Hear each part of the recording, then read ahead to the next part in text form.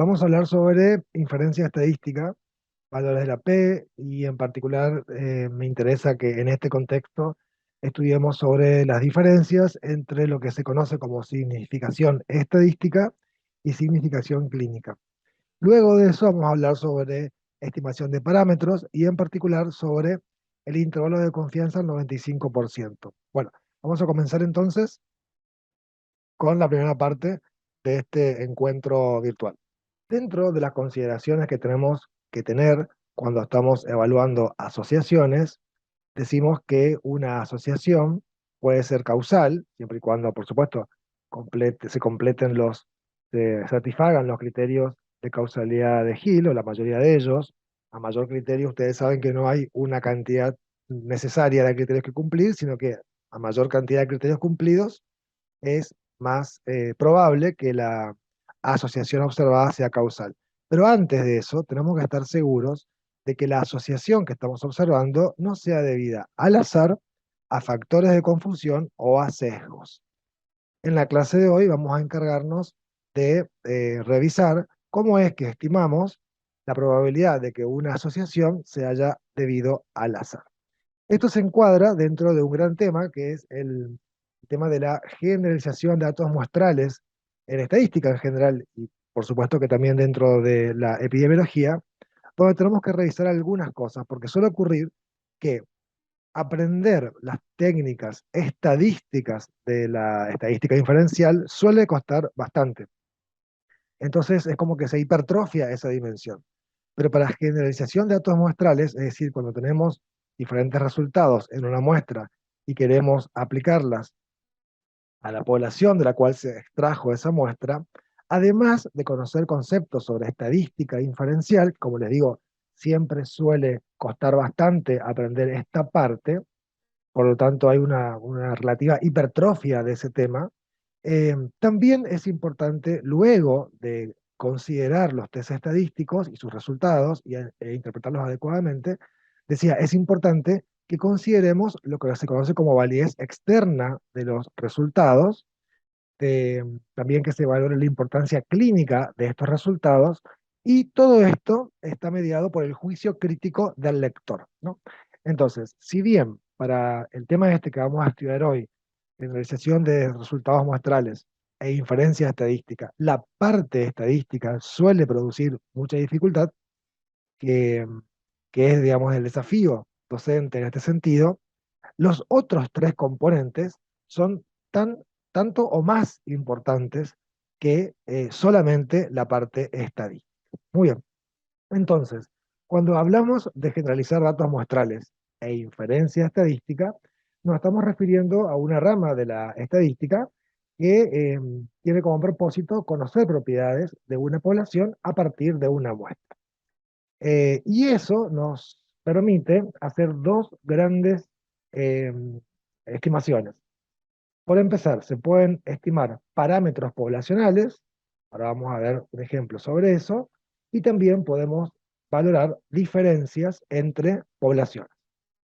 Por ejemplo, si nos preguntáramos, ¿la calcemia de los varones con artritis reumatoide es sistemáticamente más baja que la calcemia de los varones sin artritis reumatoide? Esa diferencia, es decir, la calcemia de un grupo es diferente, más baja, igual o más alta que la de otro grupo, es una pregunta que se podría responder con técnicas de estadística inferencial. Otra pregunta, por ejemplo, ¿es útil indicar la vacuna contra la gripe en adultos sanos respecto de adultos con factores de riesgo, qué sé yo? Eh, Esa es otra pregunta que se podría responder con inferencia estadística. Y otras de las preguntas que se pueden responder con estadística inferencial sería algo así como, ¿cuántos saben de tal tema, en este caso de la enfermedad de Chagas, los habitantes de una localidad? ¿No? Es decir, estimar una proporción, que también podría ser una prevalencia, ¿no? Prevalencia de conocimientos, en este caso, entre comillas. Podríamos hacer la prevalencia de hipertensión arterial, digamos, con respecto de un grupo. Bueno, todas estas cosas se pueden responder con técnicas de estadística inferencial. Y en esta clase vamos a recorrer los conceptos que hay que conocer para poder interpretar estos resultados. Y todo parte de una idea inicial que es que en el contexto de la estadística inferencial y en particular en epidemiología, que se usa un razonamiento inductivo, se parte de que el investigador quiere conocer lo que se conoce como un parámetro en un universo. Un parámetro que se quiere conocer, que corresponde a un universo, que podría ser conocido si exactamente el valor del parámetro se podría conocer si se analizara cada una de las unidades o de los elementos que constituyen ese universo. Habitualmente, la posibilidad de hacer mediciones a cada una de las unidades del universo es virtualmente, en realidad, realmente imposible, ¿no? Digamos, si quisiéramos conocer la prevalencia de una enfermedad dada en la población, deberíamos testearla en cada una en cada uno de los habitantes de esa población. Y de esa manera se conocería lo que se conoce como parámetro del universo. Decía, como habitualmente no se puede acceder a todo, a cada uno de los elementos del universo, se toma una muestra de ese universo. Una muestra que en epidemiología y en estadística inferencial se requiere que sea tomada de manera probabilística. Se toma una muestra y se hacen las mediciones en esa muestra del universo.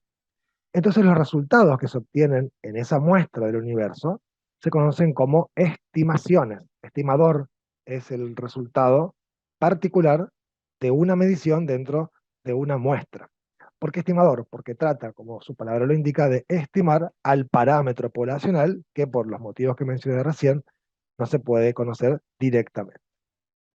Y eso va a tener consecuencias importantes, porque como no tenemos la medición de cada unidad de análisis de cada elemento del universo, entonces luego vamos a tener que pensar si los resultados que se obtuvieron en esta muestra del universo, en qué medida se corresponden con el parámetro que quisiéramos conocer. Que eso es un gran tema y ese es el tema de la estadística inferencial. Bueno, vamos a comenzar a recorrer este tema con los valores, los famosos valores de la P. Voy a ir de lo más simple a lo más complejo, y lo más complejo está escrito en un texto que puse a disposición en el campus virtual, ¿no? Acá vamos a hablar de lo que podríamos decir el cinturón blanco de los valores de la P. En ese contexto, los valores de la P, P significa probabilidad, ¿no? Y su valor va a indicar, lo voy a decir de una manera simple ahora, la probabilidad de que los resultados que estamos considerando de un trabajo sean debidos al azar. Después vamos a aprender que específicamente lo que mide el valor de la P es la probabilidad de haber cometido lo que se conoce como error de tipo 1. Y después lo vamos a ejemplificar más adelante en esta clase. Ahora, existe lo que se conoce como un punto crítico, es decir, cuál es el valor de la P que se va a tomar como referencia para considerar que un determinado resultado tiene una alta o una baja probabilidad de haberse producido por la intervención del azar. Y habitualmente se toma como punto de límite el 5%, o una P menor al 5%, una P menor a 0,05.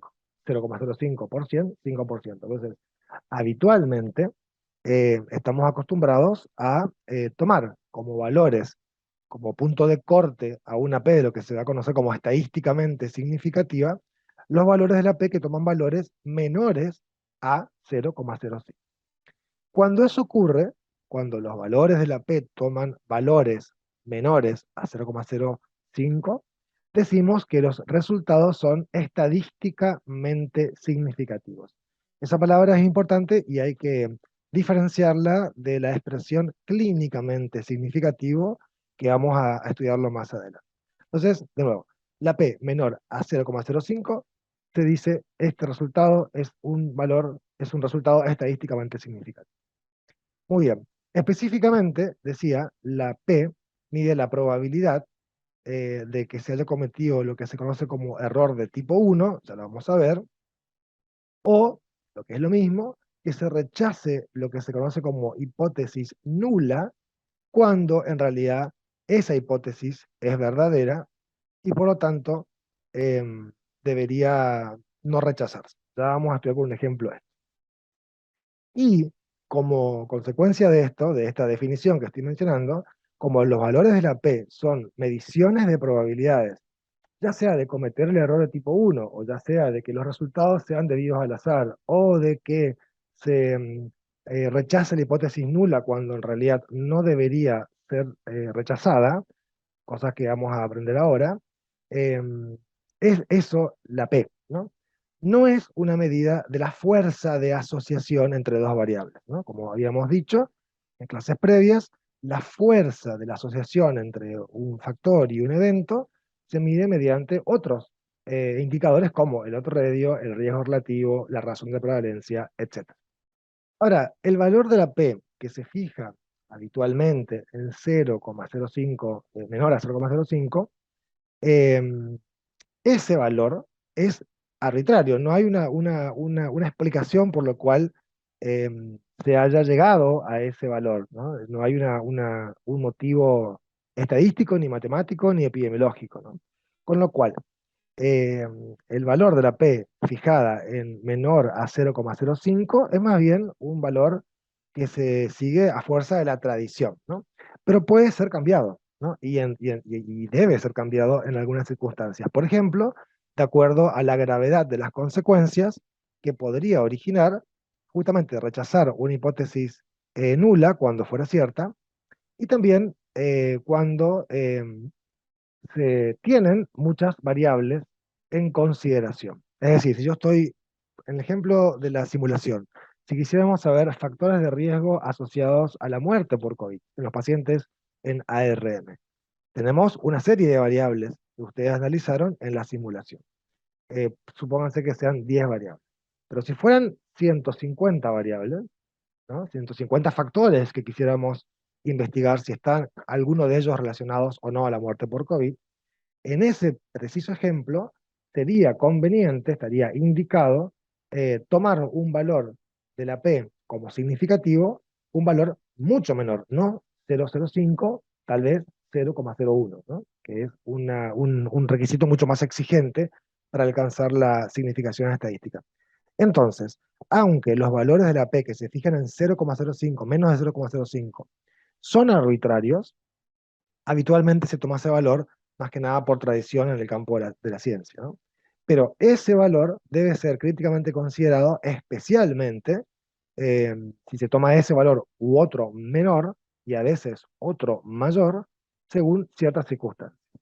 Vamos a ver cómo se procede con un test estadístico, que es el más simple, que es el test de la Z. ¿Por qué? Porque en base a estos pasos que le voy a mostrar ahora, luego siempre se procede de la misma manera, independientemente del test estadístico de hipótesis que se te considera.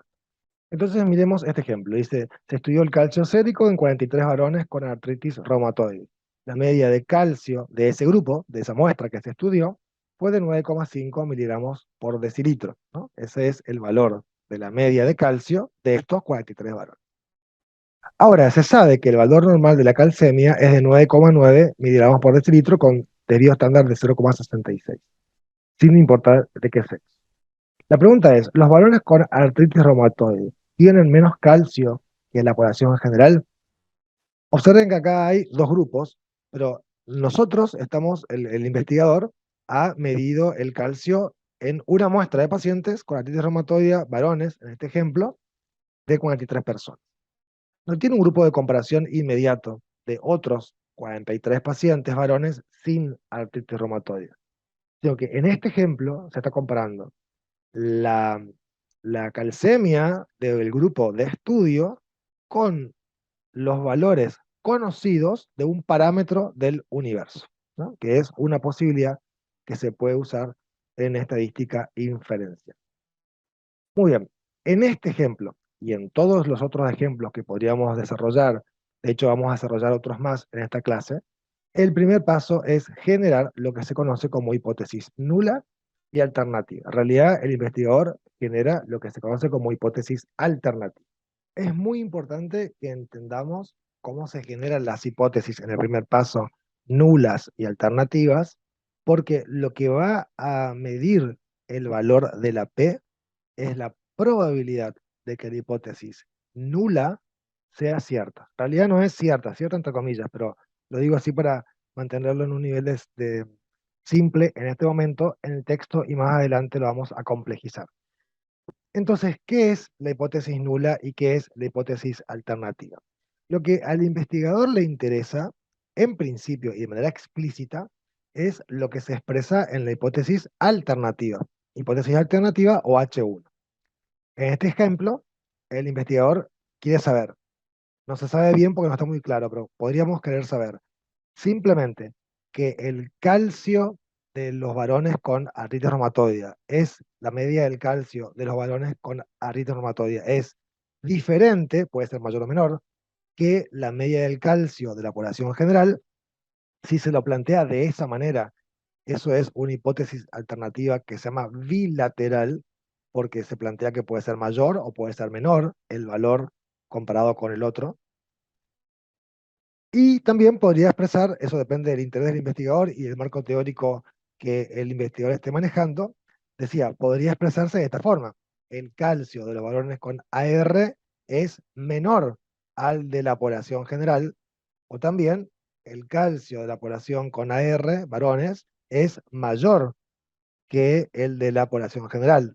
Cualquiera de las dos formas, cualquiera de esas dos cosas, que se diga, un valor es mayor que el otro, o un valor es menor que el otro, una de esas dos cosas, cualquiera de esas dos formas, sería una hipótesis alternativa unilateral o unicaudal, ¿no? Diferente a decir, la media o el valor de un grupo es diferente, mayor o menor, no importa cuál, sin un sentido previamente establecido, que el otro grupo, si yo lo digo de esa forma, es una hipótesis alternativa bilateral, y si yo selecciono el sentido de esa asociación, digo es mayor o es menor, ya es una hipótesis alternativa eh, unilateral.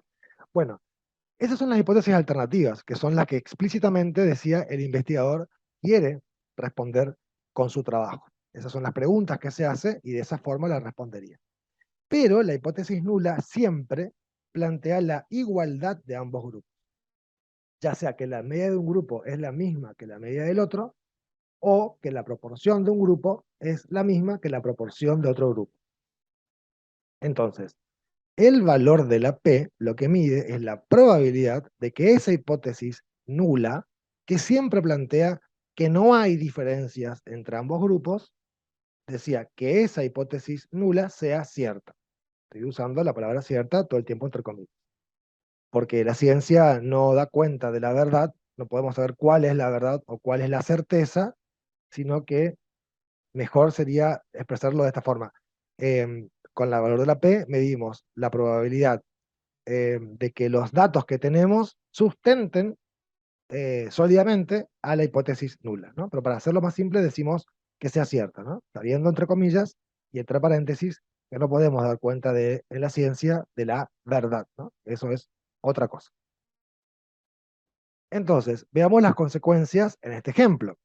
Supónganse que somos los investigadores que nosotros queremos saber si el calcio sérico es diferente en los varones con AR respecto de la población general.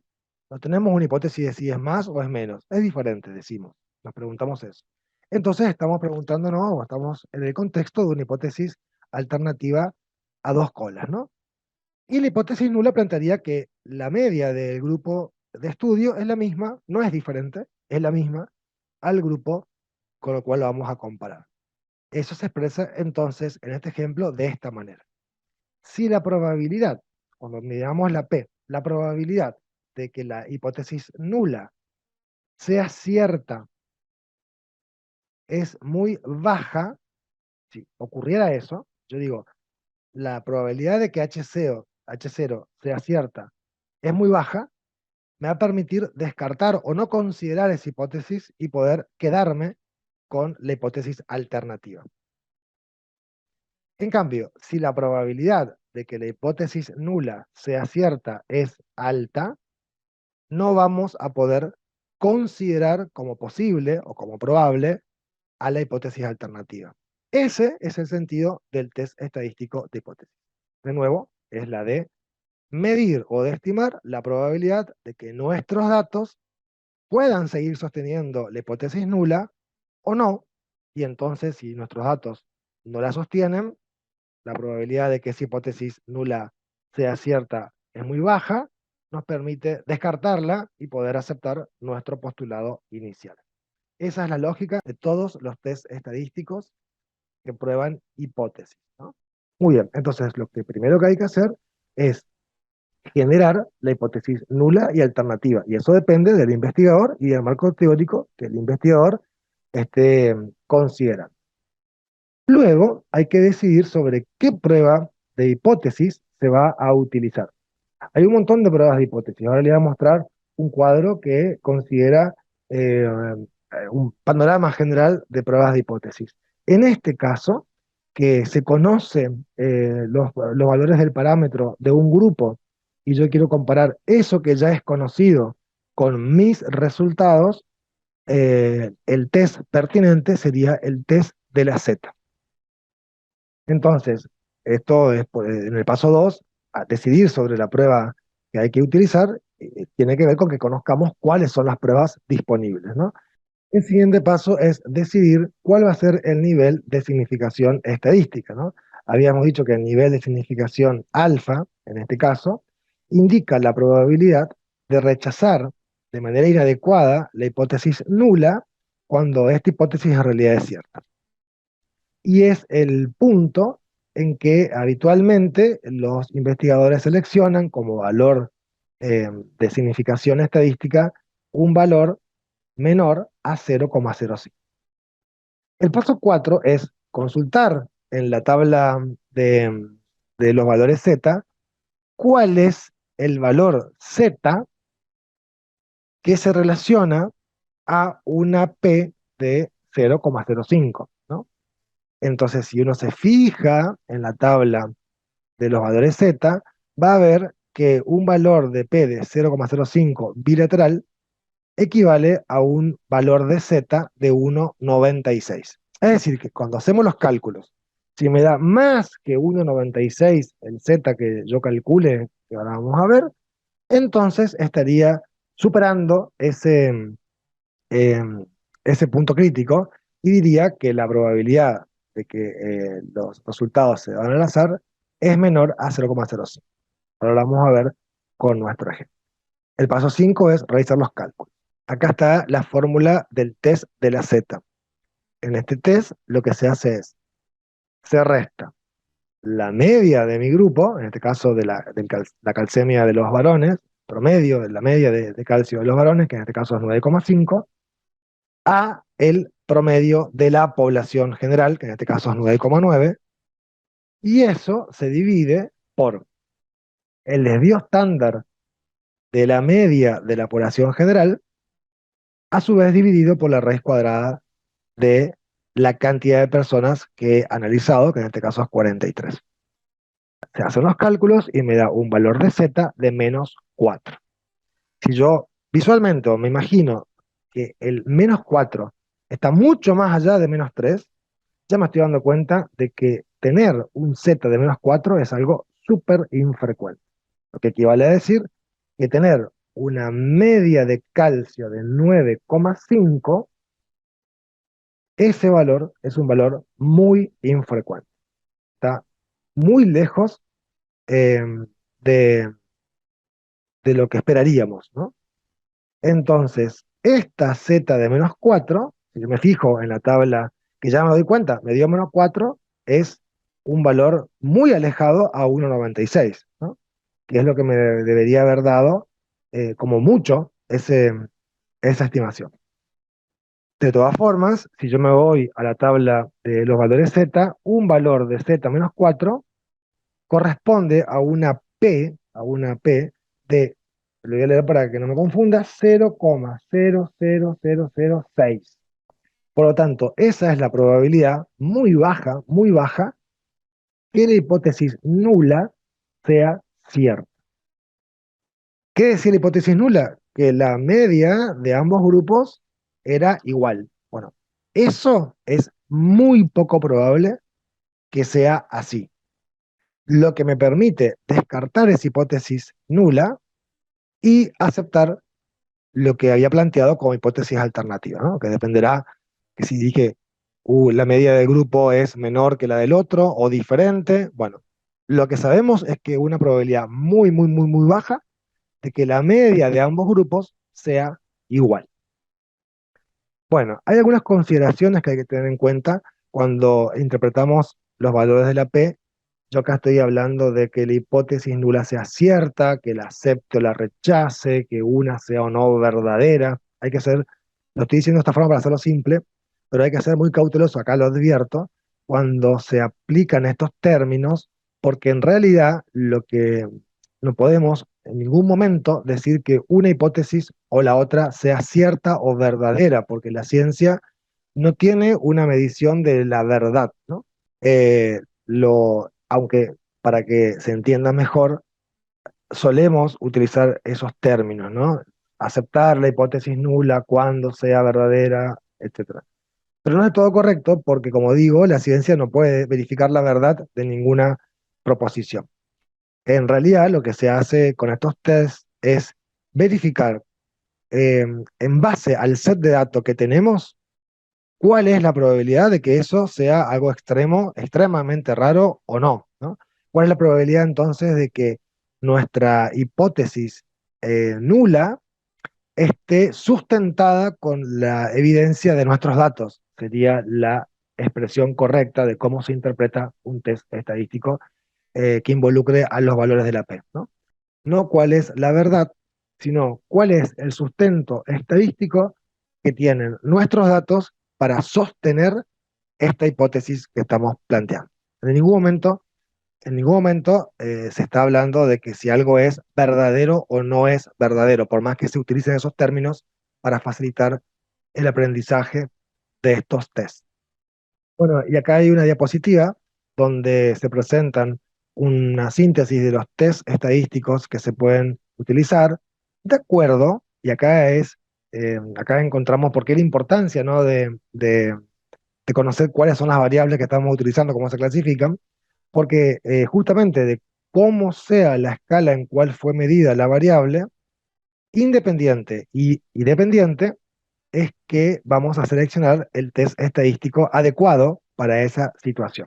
Entonces, una vez que entendemos bien cómo son estos pasos de las pruebas de hipótesis, y en particular cómo es el tema de la hipótesis alternativa, la hipótesis nula, y que el valor de la P mide la probabilidad de que la hipótesis nula sea cierta, podemos entender lo que se conoce como errores de tipo 1 y de tipo 2.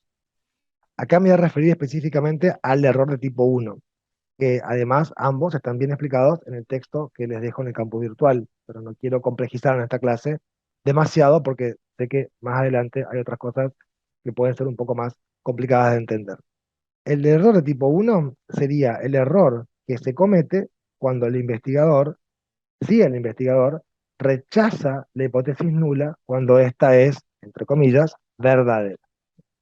Eh, Ese error de tipo 1 es lo que se está midiendo, la probabilidad de cometer ese error de tipo 1 es en lo que en definitiva está midiendo el valor de la P. Vamos a dar un ejemplo para poder desmitificar, por así decirlo, la dificultad de estos conceptos, porque en el fondo, como les digo, no es más que medir la probabilidad de que una hipótesis sea o no sustentable en base a nuestros datos, ¿no? Acá hay un ejemplo de la pregunta sobre el uso de la vacuna contra la gripe. ¿Es útil? ¿Sirve? ¿Es efectiva en adultos sanos?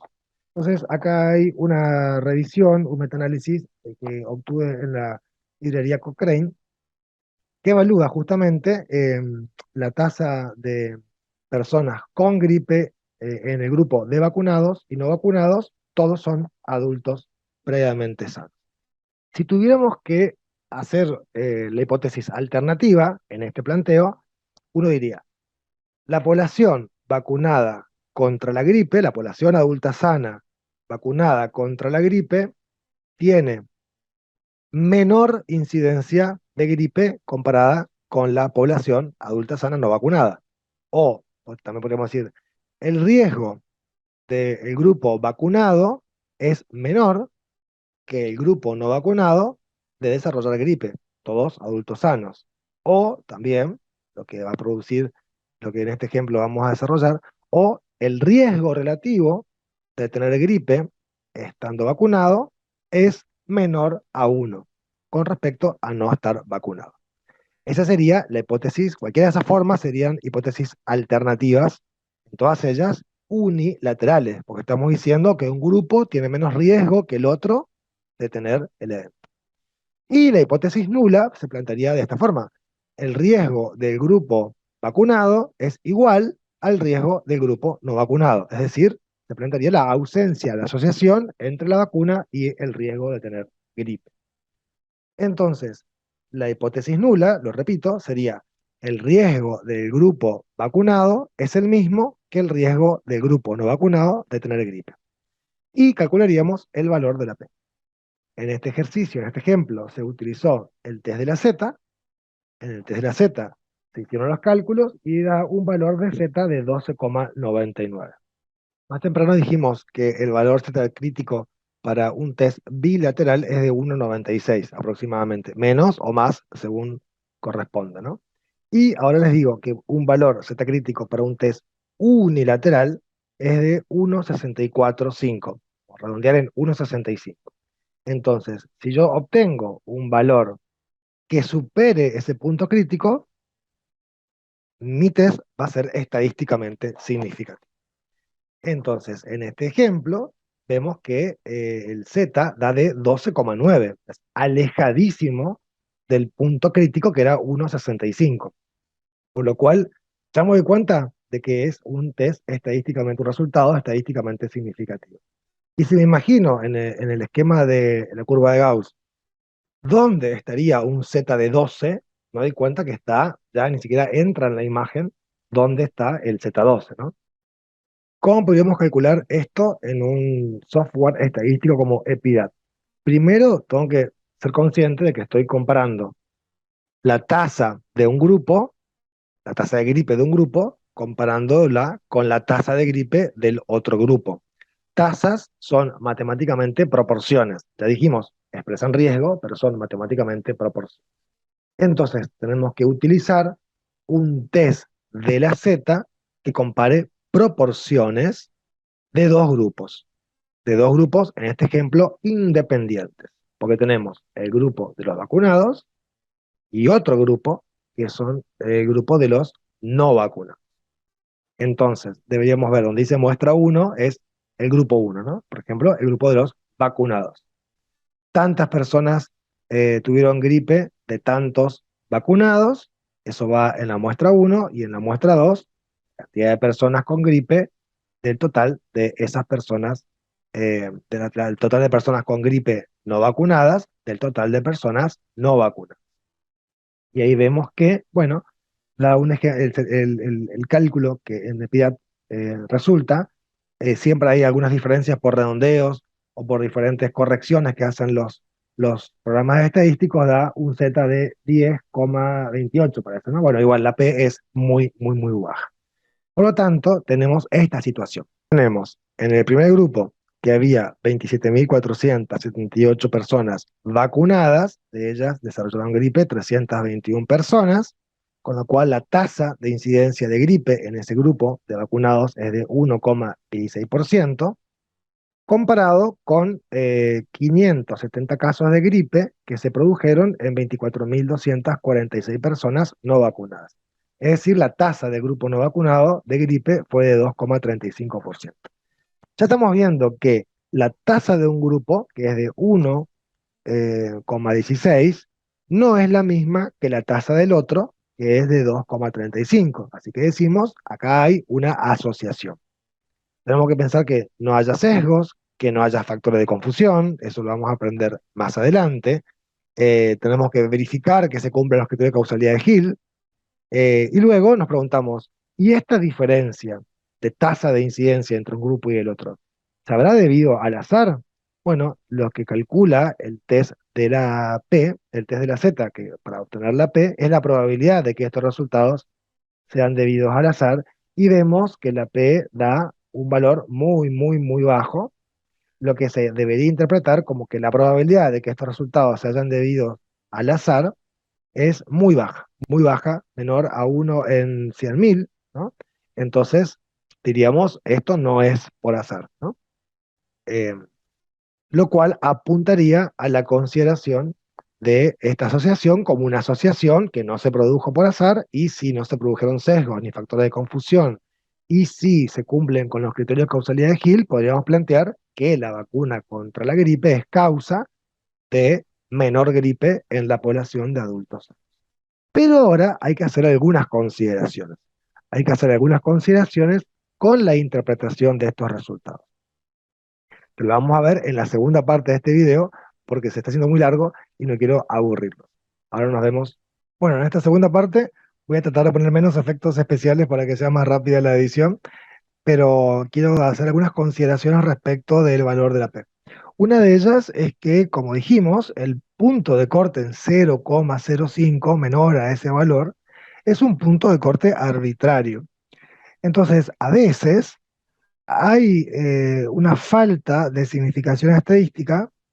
Por ejemplo, la P resulta en 0,06. Se dan cuenta que entre menos de 0,05, por ejemplo, 0,04 y 0,06 no hay mucha diferencia. Y entonces esta es una de las críticas que se hace a los valores de la P que están siendo muy criticados ya hace 20, 30 años, que se trata de estimular que se deje de usar, ¿no? Esta técnica o este parámetro para tomar decisiones en la salud pública y en la medicina basada en la evidencia, porque, bueno, son cuestiones que tienen que ver con la arbitrariedad de ese valor.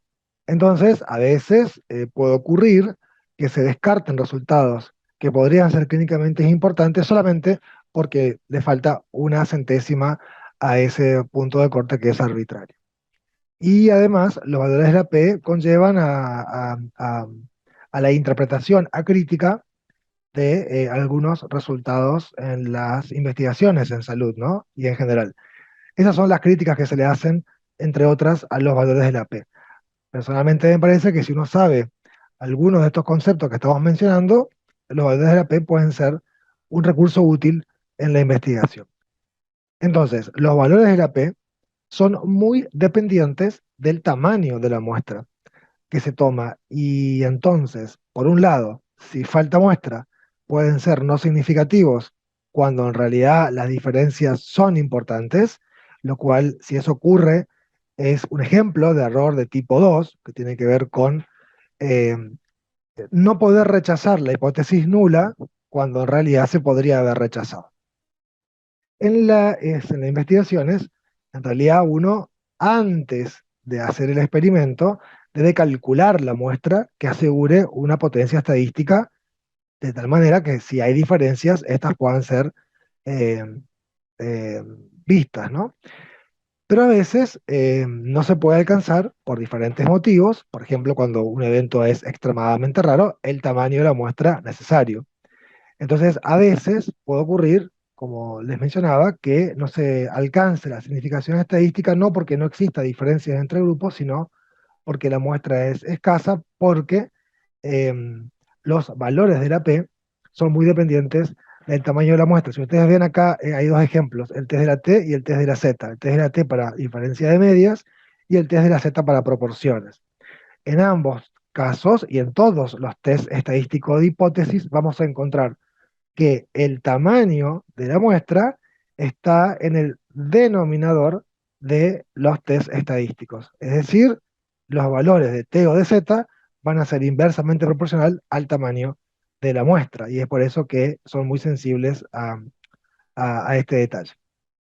Por otro lado, en nuestro ejemplo de la vacuna contra la gripe, tenemos una diferencia de 1,16% en un grupo y 2,35% en el otro grupo. La tasa de gripe, de tener gripe, no de morir, sino que de tener gripe, en un grupo respecto del otro.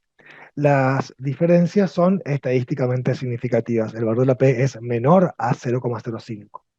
Pero sin embargo, nos tenemos que preguntar si esa diferencia de 1 contra 2%, para redondear, es clínicamente importante. Es decir, en el grupo vacunado hubo un 1% de personas que tuvieron gripe y en el grupo no vacunado un 2% de personas que tuvieron gripe. La pregunta es, 1 versus 2%. Es estadísticamente significativo, pero es clínicamente importante, más cuando estamos hablando de tener gripe, no de morir por gripe, ¿no? Y eso es una gran distinción que no tiene una respuesta estadística. Eso depende del juicio crítico del lector. Si usted piensa que 1 versus 2% de probabilidades de tener gripe, si eso es importante desde el punto de vista clínico, tal que justifique el uso de la vacuna. Nosotros podríamos orientarnos en este juicio clínico eh, calculando, como ya sabemos, el riesgo relativo, el riesgo atribuible y en particular el NNT, que acá está calculado y que da 84. Entonces deberíamos vacunar a 84 personas para evitar que una tenga gripe. Y a partir de ahí cada uno debería opinar si conviene o no conviene aplicar esta vacuna. El hecho de que el tamaño de la muestra tenga mucho que ver con los valores de la P y que por eso a veces no se alcance significación estadística, también tiene su reverso, que es que cuando hay un tamaño de la muestra suficientemente grande, cualquier diferencia va a dar estadísticamente significativa. Entonces, siempre, esto es muy importante, siempre que estemos juzgando los resultados de un trabajo en base a los valores de la P, no podemos dejar de preguntarnos si estos resultados, más allá de que sean estadísticamente significativos, son clínicamente importantes. Por supuesto que si un resultado no es estadísticamente significativo, nosotros no podemos descartar la intervención del azar y entonces no podemos tomar ninguna decisión al respecto. Es decir, uno no debería de ninguna manera indicar, por ejemplo, un fármaco que parezca que tenga un efecto clínicamente importante si no tiene ese resultado una diferencia estadísticamente significativa. Así, necesitamos que sean los resultados estadísticamente significativos y además clínicamente importantes. Muy bien, acá hay un ejemplo de la revista JAMA, donde investigadores hicieron un ensayo clínico aleatorio para determinar el efecto de la infusión endovenosa de vitamina C sobre puntuaciones de insuficiencia orgánica mediante un score que se llama score de SOFA. Entonces ellos hicieron un trabajo, como les decía, un ensayo clínico doble ciego aleatorizado, eh, de un grupo de personas fueron sometidas a infusión de vitamina C y otro grupo a placebo. Y en los resultados se observa que la media del score de SOFA, que evalúa la insuficiencia de los órganos, eh, a mayor puntaje es peor la situación del paciente, tuvo una variación que fue de 9,8 a 6,8 puntos en el grupo que recibió vitamina C, es decir, en ese grupo el SOFA inicial, o sea, antes y después de la infusión, disminuyó en promedio 3 puntos, y en el grupo de placebo varió de 10,3 a 6,8 puntos, es decir, una diferencia de 3,5 puntos entre que antes de recibir y después de recibir el placebo. Entonces, se comparan si estas diferencias de tener una variación de 3 puntos o de tener una variación de 3,5 puntos, eso es estadísticamente significativo, sí o no. Y la P da 0,86.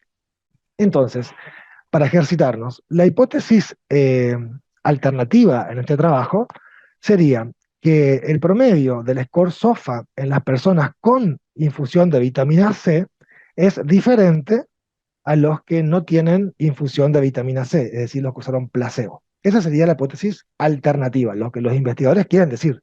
Quieren evaluar que el uso de vitamina C diferencia en cuanto al score de SOFA a las personas que usan placebo. No dicen si para mejor o para peor. Se supondría que sería para mejor, pero en principio en el planteo no dice esa, esa hipótesis si es uni o bilateral, y tal como la plantean, deberíamos asumirla que sería bilateral. Y la hipótesis nula siempre plantea la igualdad entre los dos grupos. Así que la hipótesis nula estaría planteando que el promedio de score SOFA de las personas que usan vitamina C es igual, no es diferente, a las personas que usan placebo. Esta P de 0,86 está evaluando la probabilidad de que la hipótesis nula sea cierta. Y esa probabilidad es del 86%. Ya dijimos en la clase pasada que usamos la palabra cierta con precaución, por lo que ya explicamos en el video anterior, pero es más adecuado, más fácil entenderla de esa manera. Sería más adecuado decir que los datos que tenemos en el set de datos de este experimento no sustentan la posibilidad de descartar la hipótesis nula. Entonces, si yo no puedo contradecir la hipótesis nula, bueno, no puedo decir que la vitamina C es mejor o peor que el placebo. Esa sería la consecuencia. Y en nuestro trabajo de simulación, para tomar un ejemplo, respecto del sexo masculino y la muerte en pacientes con ARM y COVID, vemos que la P es de 0,46. De nuevo, la hipótesis alternativa sería que el riesgo de muerte en los hombres es diferente al riesgo de muerte en mujeres cuando están ventilados por COVID. Esa sería la hipótesis alternativa. La hipótesis nula sería el riesgo de muerte en los hombres es el mismo que el riesgo de muerte en mujeres. La P de 0,46 me está indicando la probabilidad de que esa hipótesis nula sea cierta. Es una probabilidad alta y entonces no se la puede descartar y entonces no podemos asumir que el riesgo de los varones es mayor o menor que el de las mujeres. Eso sería en general las consideraciones que hay que tener cuando estudiamos los valores de la P. Bueno, y ahora vamos a dedicarnos a estudiar los intervalos de confianza. Los intervalos de confianza los podemos entender como un rango de valores en los cuales se tiene cierta probabilidad de que esté contenido este famoso parámetro del universo. Como ejemplo, estoy desarrollando la idea de que queríamos saber qué porcentaje de la población de una ciudad del interior de la provincia del Chaco llamada Aviateray, qué porcentaje de esa población podía reconocer adecuadamente al vector de la enfermedad de Chagas, que es la vinchuca, ¿no? El triatoma infesta. Entonces acá ocurren estas situaciones con este ejemplo y con todos los que podamos considerar en nuestra ciencia, en la epidemiología. Los habitantes de Aviateray son más o menos 10.000 personas. Uno, en este ejemplo, hemos calculado el tamaño de la muestra, que era aproximadamente 600 personas a encuestar, y hemos sorteado manzanas y luego viviendas y luego personas hasta completar las 600 unidades de análisis. De tal manera que teníamos una muestra con 621 personas fueron en total. En esa muestra hicimos las mediciones y resultó que el 85,5% de la población de Aviateray reconocía adecuadamente al vector de la enfermedad de Chagas. Pero eso ocurrió en la muestra que nosotros tomamos. Uno podría haber tomado infinitas muestras de 600 personas en esa población de 10.000 habitantes.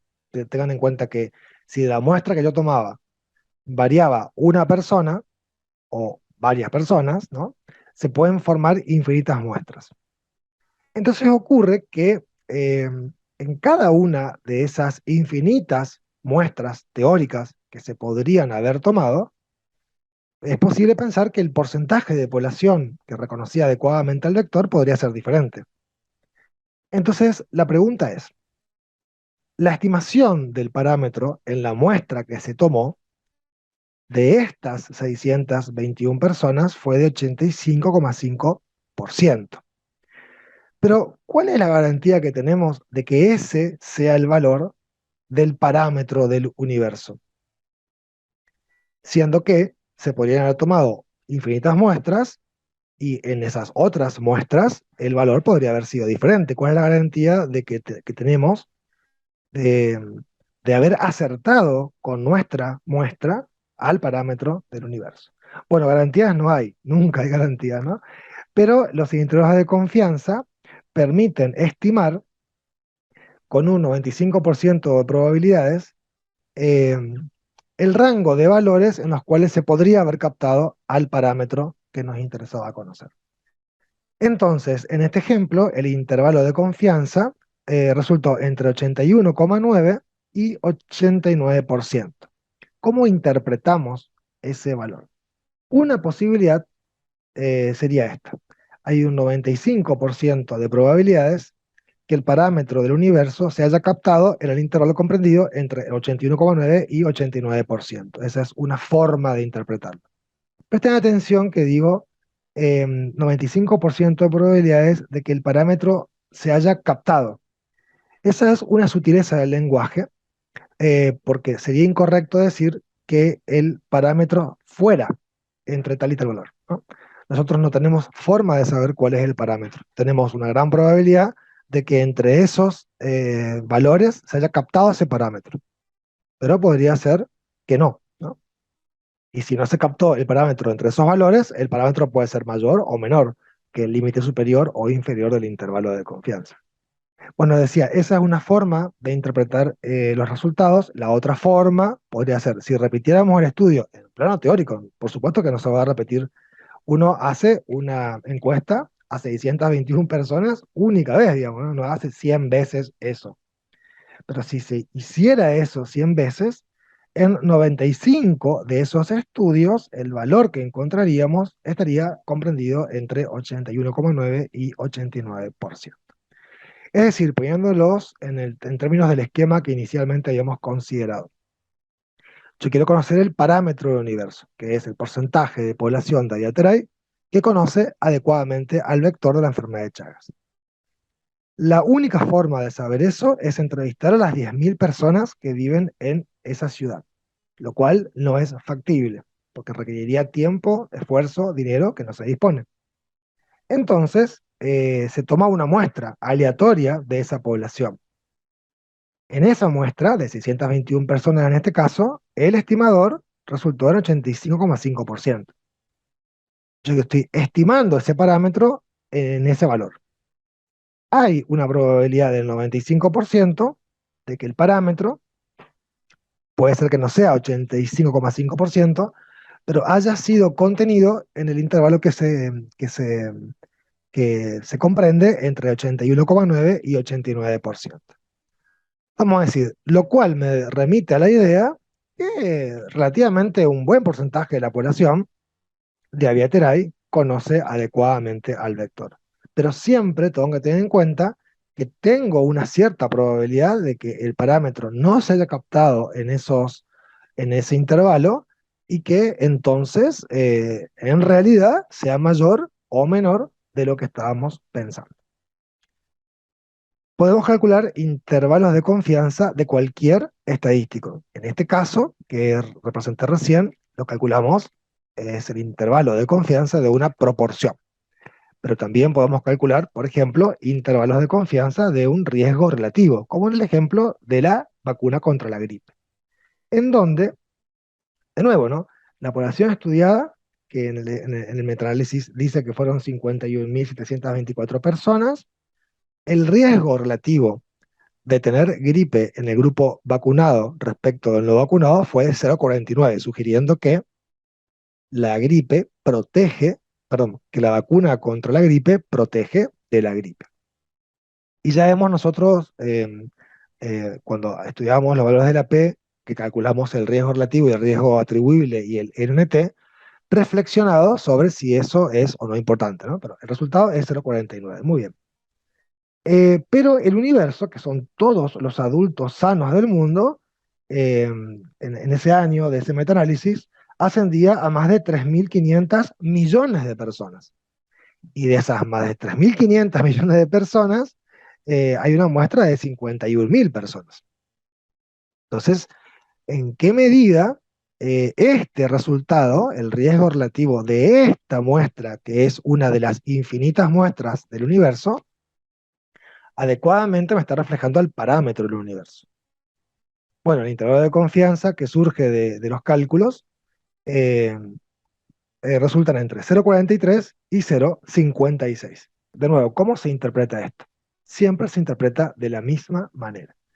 Hay un 95% de probabilidades de que el parámetro del universo, que en este caso sería el riesgo relativo de tener gripe si se está vacunado respecto de si no se está vacunado, hay un 95% de probabilidades de que ese parámetro se haya captado en el intervalo comprendido entre 0,43 y 0,56. O, si repitiéramos el estudio 100 veces, en 95 de esos estudios, los resultados que obtendríamos serían un RR entre esos valores del intervalo de confianza. Hay algunas consideraciones que hay que tener en cuenta cuando evaluamos intervalos de confianza, y les dejé en el campus virtual un texto en formato amigable, un poco divertido, un poco, tiene algunos chistes, qué sé yo, eh, para considerar eh, algunos detalles sobre los intervalos de confianza. Uno de ellos, lo menciono acá, pero lo pueden repasar más adecuadamente en el texto, es que se desea que el intervalo de confianza sea más bien estrecho. Es decir, va de 0,43 a 0,56. Sería diferente que fuera de 0,2 a 8, por ejemplo, ¿no? Si uno se imagina la recta numérica, eso sería un intervalo de confianza muy amplio. No hay una forma, no hay una manera estricta de decir qué es estrecho y qué es ancho en la evaluación de los intervalos de confianza. Eso depende del juicio crítico de cada lector. Pero mientras el intervalo de confianza sea más estrecho, los resultados son más precisos, ¿eh? Por motivos que se explican en el texto que los invito a que lean.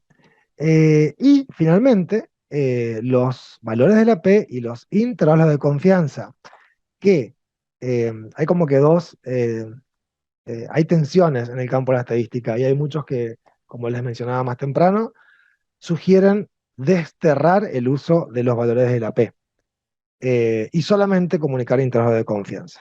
Hay otros que plantean que se pueden comunicar los dos, eh, los dos estadísticos juntos, ¿no? En un uso combinado de los valores de la P y de los intervalos de confianza. Sin duda que no está recomendado solamente presentar valores de la P. Eso es una cosa que hay en general muchísimo consenso, ¿no? La discusión es si con los intervalos de confianza, si se presenta la P con los intervalos de confianza, o si no se presenta la P y solo se presentan los intervalos de confianza. Pero nunca deberíamos presentar solamente valores de la P. Hay un artículo que dejé en la bibliografía ampliatoria que dice, ¿valores de la P o intervalos de confianza? ¿En cuáles confiar? ¿No? Hay una polémica ahí en el campo de la ciencia. Bueno, decía, se puede usar de manera combinada, interpretar de manera combinada la información que nos da el valor de la P y los intervalos de confianza. Por ejemplo, en este ejemplo, que son cálculos que acá hice con Epidat, eh, se resuelve de esta forma. El riesgo relativo observado, que es el estimador, es de 0,49, que ya sabemos interpretarlo. El intervalo de confianza dio entre 0,43 y 0,56, que nos dice con un 95% de probabilidades que entre esos valores se podría haber captado el parámetro del universo. Y la P de 1 en 100.000, esa es la probabilidad de que el resultado de riesgo relativo de 0,49 se haya debido al azar. Como conclusión de esta información, yo podría pensar, primero, que la vacuna protege contra la gripe, que hay una probabilidad de que ese resultado se haya debido al azar es muy baja, y que el parámetro del universo eh, podría haber sido captado entre 0,43 y 0,56, que como vemos, cualquier valor comprendido entre 0,43 y 0,56, esto es un riesgo relativo, es menor en todo momento a 1. Es decir, que sugiere que la vacuna contra la gripe protege, en definitiva, contra la gripe. Hasta ahí es la significación estadística y la estimación de parámetros poblacionales. Ahora, con eso en mente, deberíamos pasar a juzgar eh, con nuestros conocimientos previos, con nuestro juicio crítico y clínico, si estos resultados son importantes desde el punto de vista clínico. ¿Son importantes desde el punto de vista estadístico? Sin duda, importantes en el sentido de que no se produjeron por azar, ¿no? Habrá que ver si esto, en efecto, sirve para disminuir la morbi o mortalidad de las personas. Y eso ya es un juicio de cada profesional. Fíjense este último ejemplo para poder interpretar nuevamente un intervalo de confianza. En este trabajo se examina la asociación de ser vegetariano con riesgo de cardiopatía isquémica y accidente cerebrovascular. Es un ejemplo de estudio de cohortes que hizo un seguimiento de 48.188 personas entre el año 1993 y 2001 y se evaluaron las tasas de cardiopatía isquémica y accidente cerebrovascular hasta el año 2016. Querían saber si el vegetarianismo se asocia a riesgo de cardiopatía isquémica y ACV, ¿no? Entonces compararon personas que comen carne, personas que comen pescado, pero no carne, y a vegetarianos, ¿no? Incluidos veganos.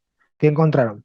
Después de ajustar los factores de confusión sociodemográficos y de estilos de vida en las personas que comen pescado y vegetarianos, esas personas tuvieron un riesgo relativo de 0,87 para los que comen pescado y de 0,78 eh, para los vegetarianos de cardiopatía isquémica comparado con los consumidores de carne. Es decir, ser como consumidor de pescado o ser vegetariano se asocia a un menor riesgo de tener cardiopatía isquémica, ¿no? Comparado con los que comen carne. Veamos los resultados de los que consumen pescado. Riesgo relativo de 0,87, ¿no? Que representa un factor de protección. Intervalo de confianza de 0,77 a 0,99. Consideramos bastante estrecho ese intervalo, ¿no? O sea que el resultado es bastante preciso, no muy preciso, pero bastante preciso. Eh, las personas que comen, que son vegetarianas, de 0,78 entre 0,7 a 0,87. ¿Eh? Entonces, en el primer caso, con los consumidores de pescado, si yo redondeo el 0,99 a 1, a un riesgo relativo de 1, hay un problema ahí, ¿no? Porque un valor posible sería el riesgo relativo de 1. Y si el riesgo relativo fuera de 1, estaríamos diciendo que comer pescado no se asocia ni a mayor ni a menor riesgo de cardiopatía isquémica, ¿no? Dio 0,99, está ahí a menos de 1 milímetro de, de tocar el riesgo relativo de 1. Y en el caso de los vegetarianos, queda más claro que el riesgo relativo de cardiopatía isquémica en todo caso va a ser bajo, ¿no? 0,78, intervalo de 0,7 a 0,87, es decir, como es un riesgo relativo, tenemos que pensar que el parámetro estaría captado entre esos valores y ninguno de esos valores es igual a 1 o mayor a 1, porque si ocurriera eso, estaríamos diciendo que o no se asocia o es un factor de riesgo para cardiopatía isquémica. ¿Y qué pasó cuando se compararon los vegetarianos, pero ya respecto del accidente cerebrovascular? Fíjense que dice, los vegetarianos tuvieron 1,2 de riesgo relativo para ACV comparado con los que comen carne, principalmente ACV hemorrágico, ¿no? Con un intervalo de confianza de 1,02 a 1,4. Es decir, que si bien los vegetarianos tienen menos riesgo de cardiopatía isquémica, tienen más riesgo de ACV, principalmente hemorrágico, que los que comen carne, ¿no? Entonces ahí uno debería ponerse los cálculos y ver qué, qué nos parece estos resultados para tomar alguna decisión respecto de nuestra dieta.